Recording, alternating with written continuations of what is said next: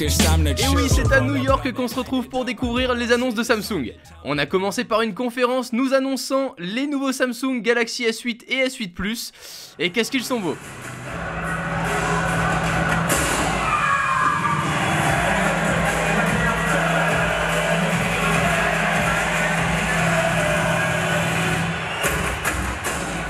Évidemment, j'ai directement ma préférence pour le Galaxy S8 Plus, moins de bordure pour plus d'écran, plus aucun bouton pour plus d'écran et une diagonale de 6,2 pouces pour, vous avez compris, 5,8 pouces en revanche pour le S8.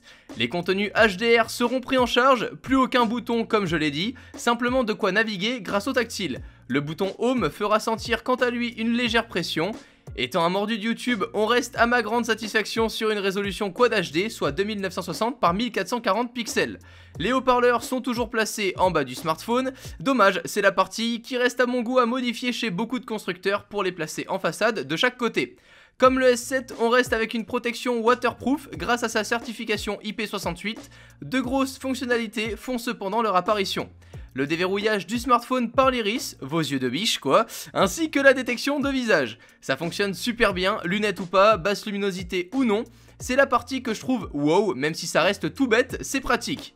On vient configurer directement le déverrouillage dans les réglages et 2 minutes après c'est opérationnel, testé et approuvé. Disponible aux US en 5 couleurs, on retrouvera en France uniquement les modèles noir carbone, argent polaire et orchidée, que je n'ai pas sous la main. Le design laisse donc ses bords légèrement incurvés, on pourra venir le poser sur un socle appelé Samsung DeX qui viendra offrir la possibilité d'utiliser le smartphone comme un PC. On reliera le socle à un écran via HDMI, on y connecte un clavier et une souris sans fil et nous voilà prêts à éditer nos fichiers mobiles. Ils ont aussi annoncé AKG en tant que partenaire audio. Adieu donc les écouteurs bas de gamme habituels. Bixby a aussi été présenté, un assistant vocal, personnellement j'attends Google Home. Sur les deux modèles sera présent, comme on s'en doutait, le port USB Type C, le Bluetooth 5.0 qui permettra un débit plus important que le 4.0 pour écouter par exemple vos sons en Bluetooth avec une réelle qualité CD dans les oreilles. 3000 mAh, c'est la batterie du S8 contre 3500 pour le S8 Plus, qui, logique, en étant plus grand, consomme plus sur l'écran. Côté photo et vidéo, c'est similaire au S7, 12 millions de pixels, possible de filmer en Ultra HD. On a également pu voir et repartir avec une nouvelle caméra 360 degrés signée Samsung. Une mise à jour permet à présent de faire des lives sur YouTube ou Facebook directement depuis le téléphone.